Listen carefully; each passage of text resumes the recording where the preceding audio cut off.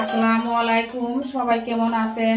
আজকে আমি তৈরি করে দেখাবো লাউ শাক দিয়ে মসুর ডালের অপূর্ব স্বাদের একটি রেসিপি। লাউ শাক দিয়ে মসুর ডালের চচ্চড়ি, এই রেসিপিটি খুবই আনকমন একটি রেসিপি। আপনারা যদি একবার এই রেসিপিটি তৈরি করে খান তাহলে বাড়ির ছোট থেকে বড় সবাই আঙ্গুল চেটে ফুটে খেয়ে নেবে, এতটাই সুস্বাদু হয়। তো বন্ধুরা, এখন চলে যাব মূল রেসিপিতে। এখানে আমি লাউ শাক নিয়েছি। লাউ শাকটা খুবই টাটকা এবং ফ্রেশ।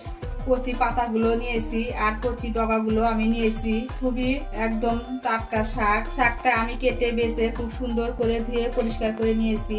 এখানে আমি হাফ কাপ পরিমাণ মুসুরের ডাল নিয়েছি। ডালটা আমি ধুয়ে পরিষ্কার করে পানি ঝরিয়ে নিয়েছি। এখানে আমি 2টা পেঁয়াজ কুচি করে নিয়েছি আর 8-9টা কাঁচামরিচ ফালি করে নিয়েছি। একটা দেশি রসুন এভাবে কুচি করে নিয়েছি। এখানে আমি চুলায় একটা কড়াই বসিয়ে দিয়েছি। কড়াইটা গরম হয়ে গিয়েছে। এখন আমি পরিমাণ মতো সয়াবিনের তেল দিয়ে দিলাম। তেলটা গরম হয়ে গেছে, দিয়ে দিলাম পেঁয়াজ কুচি, রসুন কুচি, কাঁচামরিচ। একটু নরম হওয়া পর্যন্ত ভেজে নেব। বেশি ভাজা লাগবে না, হালকা একটু ভেজে নিলেই হবে। পেঁয়াজটা আমি ভেজে নিয়েছি হালকা একটু লাল করে, আর বেশি ভাজা লাগবে না। এই শাক দিয়ে ডাল রান্নাতে একটু পেঁয়াজের পরিমাণ বেশি লাগে আর একটু তেলের পরিমাণটাও বেশি লাগে, এতে করে খেতে বেশি মজা হয়। এখানে আমি হাফ চামচেরও কম দিয়ে দিলাম আদা বাটা। আবারও একটু নেড়ে ছেড়ে একটু ভেজে নেব, আদা বাটার কাঁচা গন্ধটা চলে যাওয়া পর্যন্ত। দিয়ে দিলাম আমি 1 চামচ পরিমাণ মরিচের গুঁড়া, আর একটু দিলাম, শাক রান্নাতে একটু ঝাল ঝাল খেতে বেশি ভালো লাগে, হাফ চামচ ধনিয়ার গুঁড়া, হাফ চামচ হলুদের গুঁড়া, হাফ চামচ ধনিয়ার গুঁড়া, হাফ চামচের একটু বেশি জিরার গুঁড়া। এখন ভালোভাবে নেড়ে চেড়ে মিশিয়ে নেব।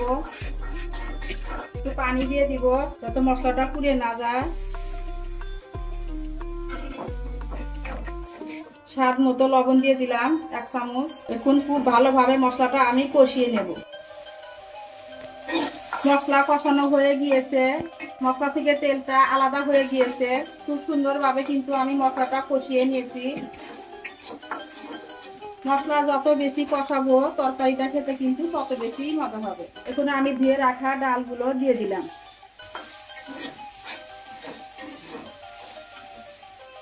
ডালগুলো দিয়ে একটু নেড়ে চেড়ে মিশিয়ে নিলাম। আমি 1 মিনিট একটু কষিয়ে নিয়ে শাকগুলো দিয়ে দেব। ডালটা আমি খুব ভালোভাবে কষিয়ে নিয়েছি। এখন আমি ধুয়ে রাখা শাকগুলো দিয়ে দিলাম। একটু নেড়ে চেড়ে নেব। একটু ঢেকে দেব কিছুক্ষণের জন্য। একটু পরে কিন্তু শাকটা নরম হয়ে একদম অল্প হয়ে যাবে। ফিরে এলাম 5 মিনিট পর। শাকটা কিন্তু কমিয়ে একদম অল্প হয়ে গিয়েছে। আজকে আমি লাউ শাকটা সবুজ সবুজ করে রান্না করব ডাল দিয়ে। এভাবে ডাল দিয়ে সবুজ সবুজ করে রান্না করলে খেতে কিন্তু খুবই ভালো লাগে। বাড়ির ছোট থেকে বড় সবাই খেতে পছন্দ করবে, এতটাই সুস্বাদু হয়। শাক আর ডাল আধা সিদ্ধ হয়ে গিয়েছে।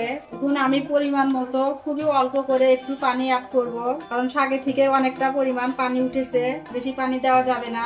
বেশি পানি দিয়ে যদি বেশিক্ষণ জাল করি তাহলে কিন্তু শাকের সবুজ কালারটা থাকবে না, কালারটা নষ্ট হয়ে একদম ফ্যাকাশে হয়ে যাবে। তখন কিন্তু শাকটা দেখতেও ভালো লাগবে না, খেতেও ভালো লাগবে না। আপনারা যারা আমার ভিডিওটি দেখছেন প্লিজ দেখার শুরুতে একটি লাইক দিয়ে দিবেন। আপনাদের একটি লাইক আমার ভিডিওটি অনেকের কাছে পৌঁছে দিতে সাহায্য করবে। আর যদি বেশি ভালো লেগে থাকে তাহলে আমার চ্যানেলটি সাবস্ক্রাইব করে দিবেন। সাবস্ক্রাইব করে পাশে থাকা বেল বাটনের অল অপশনটি প্রেস করে দিবেন, যাতে করে আমি কোনো ভিডিও ছাড়ার সাথে সাথে আপনাদের কাছে নোটিফিকেশন চলে যায়। আর যারা অলরেডি এই কাজটি করে দিয়েছেন আপনাদের সবাইকে অসংখ্য অসংখ্য ধন্যবাদ। এখন আমি 2 মিনিটের জন্য একটু ঢেকে দেব। ফিরে আসছি 2 মিনিট পর। ফিরে এলাম কিছুক্ষণ পর। রান্নাটা কিন্তু আমার হয়ে গিয়েছে।